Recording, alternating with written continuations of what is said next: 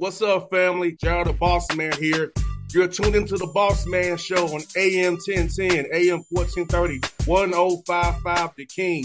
Let the King out at 105theking.com and the Bossman Show at bossmanshow.com. Hit me up on Instagram, The Bossman Show, Twitter at Bossman Show, and Facebook, Bossman Show. It's the Bossman on your radio. Listen to the Bossman Show with your host, JR, Saturdays at 9 a.m. right here on AM 1010, The King. What's up, good people? BetOnline is your number one source for all your betting needs. The latest odds, lines, and matchup reports for baseball, boxing, golf, and more. BetOnline continues to be the fastest and easiest way to place your wagers, including live betting and your favorite casino and card games available to play right from your phone. Head to the website or use your mobile device to sign up today and get in on the action. Remember to use your promo code BELIEVE, B-L-E-A-V, for your 50% welcome bonus on your first deposit. BetOnline, where the game starts. BS3 Network, changing the way you watch TV.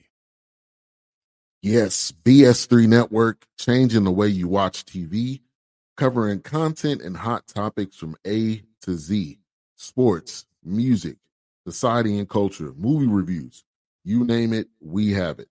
Check it out on bs3network.com or check us out on Roku, BS3 TV on Roku, as well as check out your favorite podcast on all podcast platforms or Spreaker.com/BS3 Network. You are now tuned to BS3 Network.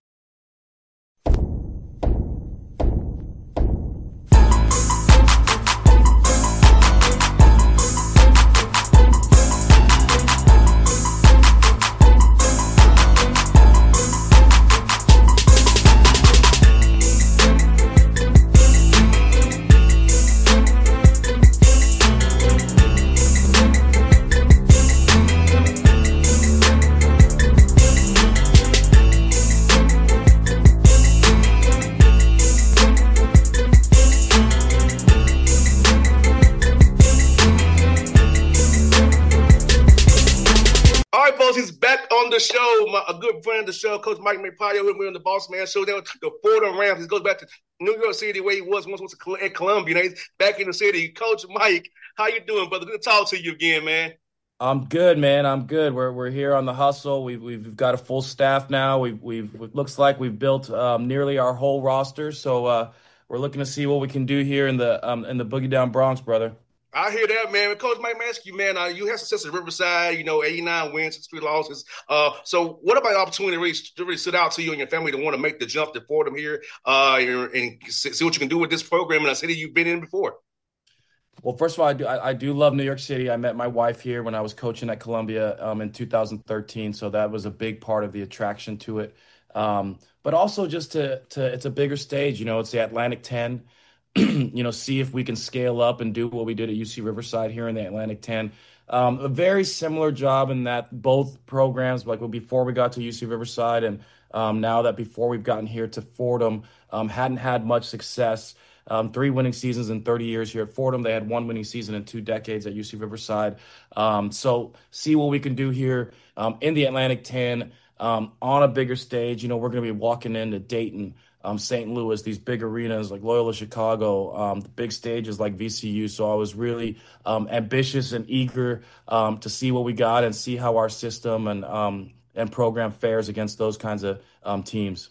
And Coach Mike, how important is it this summer here to build that cohesion and chemistry, building a whole new roster from scratch here and trying to get these young men to be on the same pace so you don't do so much catch-up work on fall semester in August leading to November 3rd?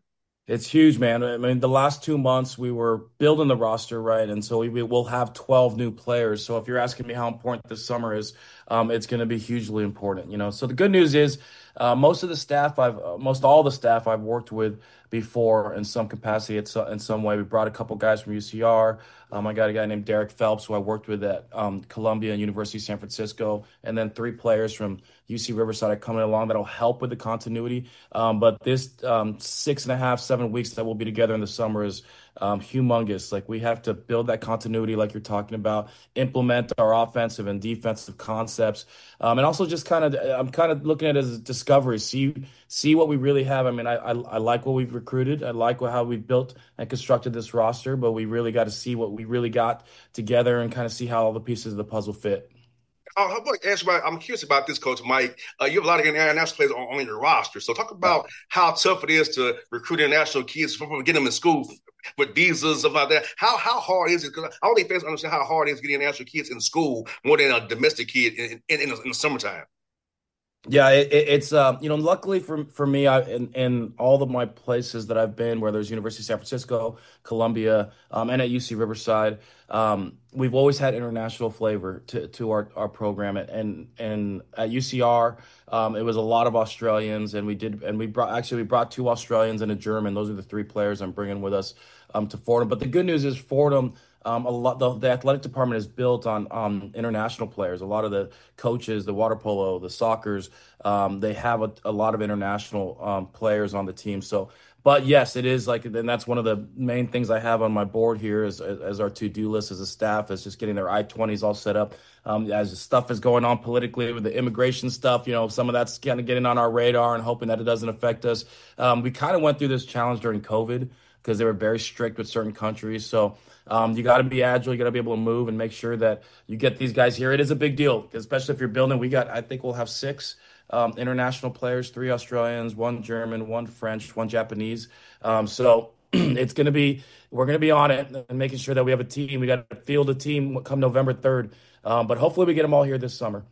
And Coach Mike, how cool is it for diversity purposes, like to have the guys different backgrounds? And because I feel like for me, going to school, I got to meet the people with different backgrounds I wasn't exposed to as a kid. So think about how cool it is for young men to come together on the sport and get to meet people with different backgrounds, learn about different cultures, and learn about change your mindset about how things really are outside of your little bubble that you grew up in.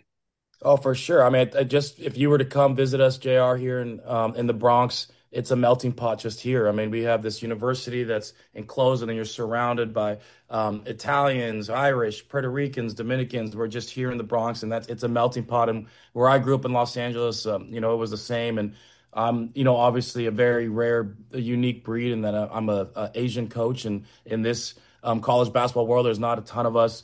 So I definitely take a lot of pride in that. I think it's really, and I'm really excited for my kids, my 4-year-old and 3-year-old to just experience New York City and the melting pot that it is. So I think that it's good for our team to kind of, I guess, align with the culture around us here. And I love having diverse points of view and personalities. And we always say this on the recruit. I accept all personalities. Some guys are going to be louder than others. Some guys are going to be different in a lot in culture. And so, we really do want all kinds of different personalities, and we want that character, that to shape our character of our team.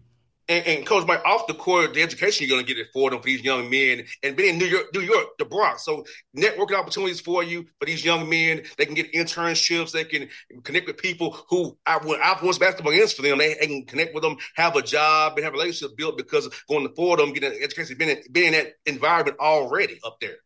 Oh man, first of all, it's a top 100 university in the country.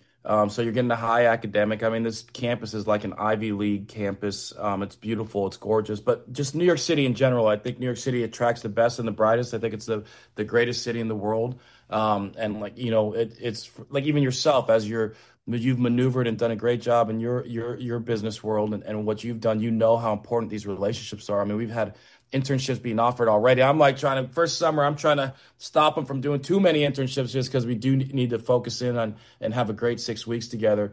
But, like the name on the football field here is the owner of TD Ameritrade, the owner of the Giants. John Mara is a Fordham alum. I mean, there are Mike Breen, the guy who does as you know, does the broadcast. There's a very powerful TV and radio division here that comes out of Fordham. So there's a lot of great talent, and there's a lot of powerful alums, and I think that's a big part of why we think that Fordham can grow into something great. And Coach Mike, with so many great schools up there in the New York City area, talk about non-conference scheduling, maybe trying to get some of these regional rivalries going again and kind of saving on money in the budget by staying right, which is playing quality in the area right there, which you got so many of them. Man, I would love to, I know everybody keeps asking me that. Two of my best friends just got the jobs at Columbia and Iona, respectively. Kevin Hovde at Columbia, who I worked with at San Francisco and Columbia, and he just won a national championship with Florida. And we're not playing them this year, but my other great friend, Dan Giroux, who I worked with at Campbell, he's now the head coach at Iona. And actually, we're going to be playing a home and home against each other, so that's now scheduled. And I would love to play Coach Patino. I know Fordham played him last year, but I wasn't here, so I just got a ton of respect for him. And I would, we're hustling down trying to play UConn, Villanova, any of them that'll play us right now. We're a little late to the game trying to put this schedule together, but I think you can count on us playing some of these. Like we play Manhattan as well. That one's not announced yet, but it's we'll be looking for these. I love like you said, the driving distance. And I would love if we could get something like Philly's got going, like the Big Five, just all of us playing each other, and just as the Knicks get really good, and hopefully, and St. John's is really good. Hopefully, the rest of us come along in New York City as well. And yeah, hopefully playing at the Garden too. I always love when the Hawks play at the That's Garden, what I man. want, man. It's all about the Garden. We were talking about that yesterday, and I think that's going to be the attraction. Hopefully, if we get Fordham to relevancy, which is the plan, we'll hopefully be doing home and homes. But I think they'll want to come to New York City if we can, build a program that is worthy of playing in the Garden every year.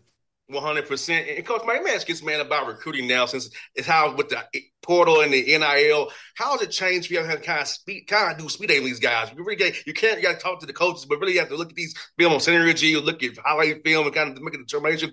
How has it been to try to speed date these young men to figure out who's the right fit for the program, and not just don't they have the right mindset about it, or is it about themselves? So talk about that change in recruiting here with the portal and the NIL that's taking over here now. It's wild. It is wild. The 2 months now when the portal opens March 24th, all the way through just about a week, 2 weeks ago. That is a wild time, and especially here when we were in transition, and like I said, we had to get 12 new players. It was pretty intense, and that used to be the break for college coaches, and it is no longer. It is probably is the busiest time of the year, to be honest, just because. It depends, but I think that 50% of college basketball nearly was in the portal. That's how many people were transferring. So right now there's no guardrails, so it's the wild wild west out there. But it's very important, and so not only just to figure out what you can attract, and you're trying to get, we try to build this, and I don't even call it recruiting anymore. I call it roster construction, because NIL is a factor in it, and all these guys are looking for different things, whether it's NIL, whether it's opportunity to play. Most of them want like the complete package. But we're on our side are I looked for efficient players. That's what I was kind of going for and building this roster. I would, we got enough size, height, but we couldn't get maybe exactly what you want. And that's the thing, is what your NIL package is definitely going to impact. I'm not the Dodgers. We were just talking about the Dodgers. We're more, maybe we're more the Braves. We're not like the lead. We're not the A's. But we're not the Dodgers, we're not the Mets. We have to be really strategic, and even if you did have that, even if we were the Dodgers, though, I would still be really strategic about who we're selecting and then once you find out, okay, this guy is an efficient player who fits what we're looking for, position wise or whatever, as you're putting the piece of the puzzle together. Now it's also about character. That still matters, and that's where the recruiting part still matters. That's where it's like two different buckets. You got your GM dealing with the agents, and then that's a new thing for college programs. And then we're still recruiting character and attitude and work ethic, and that's really important. So we definitely vet as best we possibly can, talk to everybody in their circle and see if they're the right kinds of guys. So that is the challenge, but it's no different than when the Hawks are trying to attract talent. They still want to make sure they're getting great guys, and so it is very much a professional model in that sense.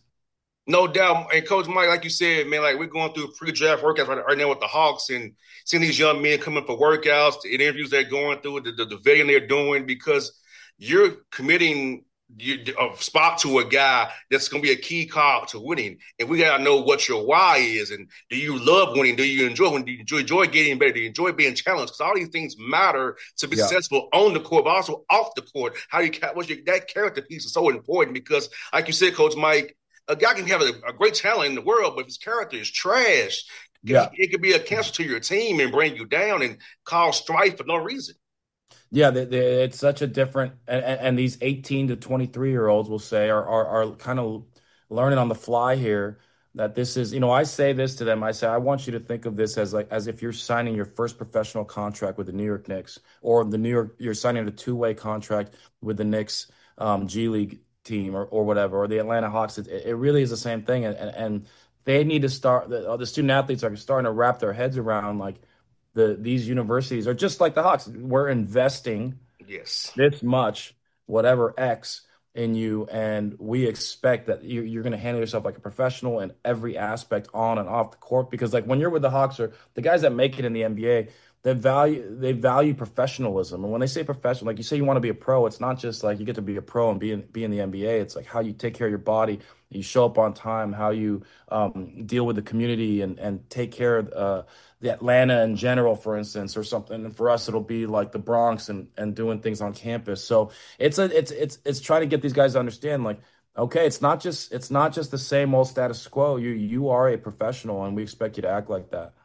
Yeah, it's so important, Coach Mike. I think for me, I'll tell you about my father offline, but my father was a coach, so he was a high school coach. So I had the cheat code. If I was the son of a Yeah. coach, he could instill these things in me because when I played, I knew I wasn't. I knew I was better at football. In baseball, that was a basketball. But in basketball, I knew what my role was: to defend, shoot threes, and rebound. And I think young men sometimes don't want to accept their roles or who you are. Know who you are as a player. And I knew as a basketball player, I was a shooter and a defender and somebody who hustled. I Yeah. wasn't going to be the guy, you know what I'm saying? With the ball in Isn't my that hand, everything? I mean, that's kind of the magic potion of coach. I was talking to one of our soccer coaches here, and he had won a national championship a couple years ago at the D2 level. But isn't it that everything? It's just like, can you get everybody to accept their roles?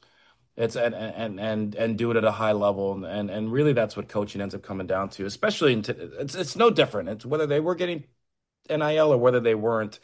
It still comes down to everybody wants to do this. Well, the basketball's full of guys. We need defenders. We need rebound. Lou Dort's got a different role than SGA, and got a different role than Hartenstein's got a different role than Chet Holmgren, like completely different roles. And it's like, can you get everybody to buy into that? And that's really if I wish I could bottle it up, because like that's why I always say coaching is an art. It's not a science. It's not just an equation that you get to just pop pop pop. Like there's so many. It's people management and trying to figure that out. So you nailed it. Coach Mike, my dad used to tell his players, be a star in your role. If you master a star in that role I give you, then we can consider other roles for you.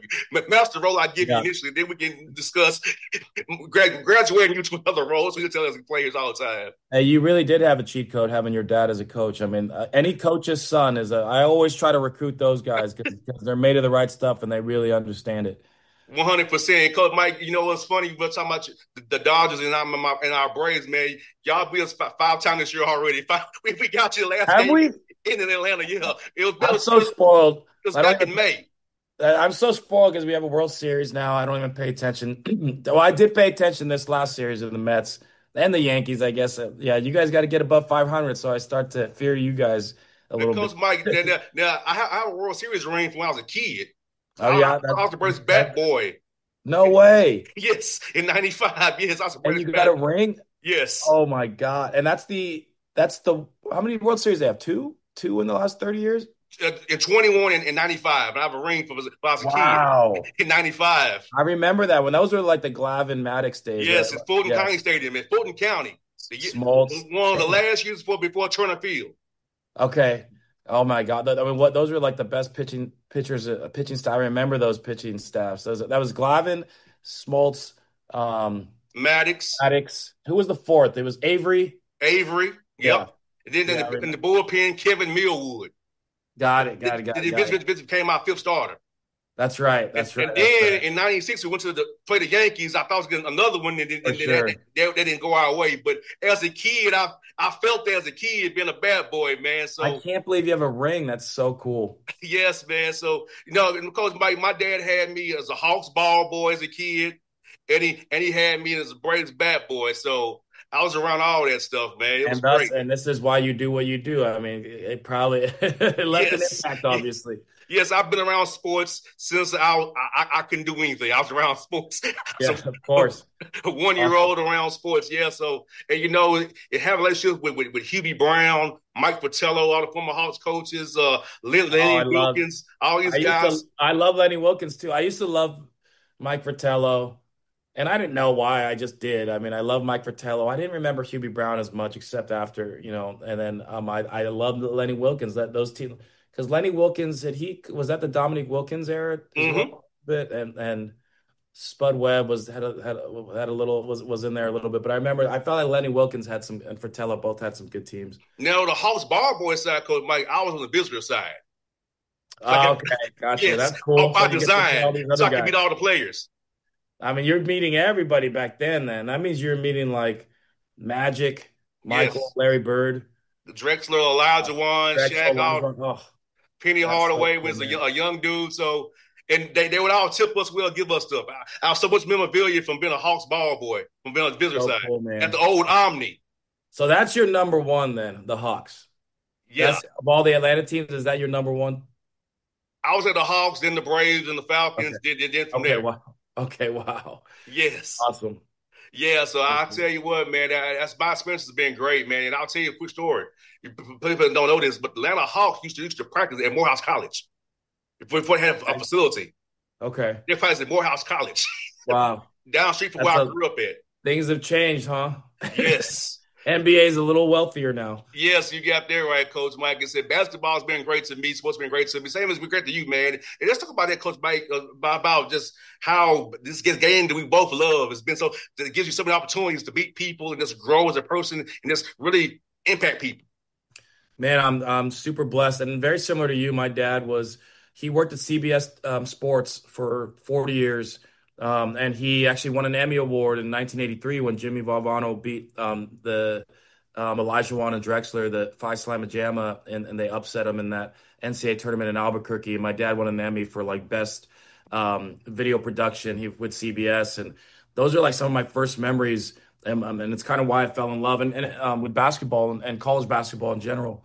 But Filipinos love basketball, so that's our national sport, and it's just kind of ingrained in us growing up. And obviously, I'm blessed. My wife and I talk about it all the time. Like these are it's challenging to be a coach, obviously, and you always have a risk of getting fired. I'll probably get fired one day, but so far so good. We've managed to do a great job at UCR, and we've been lucky to live in New York City and San Francisco, and had a great time in North Carolina when I was at Campbell for those 3 years. And my buddy just got the job there, John Andrzejczyk.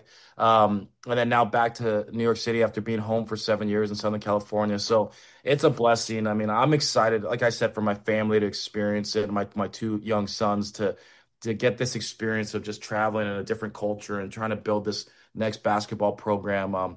And this community already has been spectacular here at Fordham. They want a winner so bad. New York City loves winners.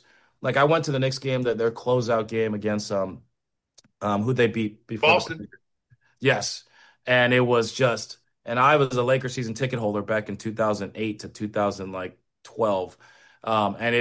Knicks was just, it was wild. Every basket, it was electric. And so, and here at Fordham, it's not that they want a winner bad. And if we can get this thing rocking, Rose Hill Gymnasium, this gym here will be going crazy. And so I've been really fortunate, and hopefully it keeps going. Hopefully it's just the start of a career and start of a program for them that builds into a big time winner in the A10. I hear that, Coach Mike. Well, I'm hoping it happens for you, man. I hope we're talking again in March, man. We go to the big dance. Yes. We have a chat in March before you get Sunday. So I hope it happens for you, man, because you're a heck of a guy, man. I love the way your teams play, man. I know you do a good job for them. They're blessed to have you, man. Thanks, JR. Thanks, brother. Appreciate you. Anytime, man. BS3 Network. Changing the way you watch TV. Yes, BS3 Network, changing the way you watch TV, covering content and hot topics from A to Z, sports, music, society and culture, movie reviews, you name it, we have it. Check it out on bs3network.com or check us out on Roku, BS3 TV on Roku, as well as check out your favorite podcast on all podcast platforms or Spreaker.com. BS3 Network. You are now tuned to BS3 Network. What's up, good people? BetOnline is your number one source for all your betting needs. The latest odds, lines, and matchup reports for baseball, boxing, golf, and more. BetOnline continues to be the fastest and easiest way to place your wagers, including live betting and your favorite casino and card games available to play right from your phone. Head to the website or use your mobile device to sign up today and get in on the action. Remember to use your promo code BELIEVE, BLEAV, for your 50% welcome bonus on your first deposit. Bet online when the game starts. What's up, family? Jared the Bossman here. You're tuned into the Bossman Show on AM 1010, AM 1430, 1055 The King. Check The King out at 105theking.com and the Bossman Show at bossmanshow.com. Hit me up on Instagram, The Bossman Show, Twitter at Bossman Show, and Facebook, Bossman Show. It's the Bossman on your radio. Listen to The Bossman Show with your host, JR, Saturdays at 9 a.m. right here on AM 1010, The King.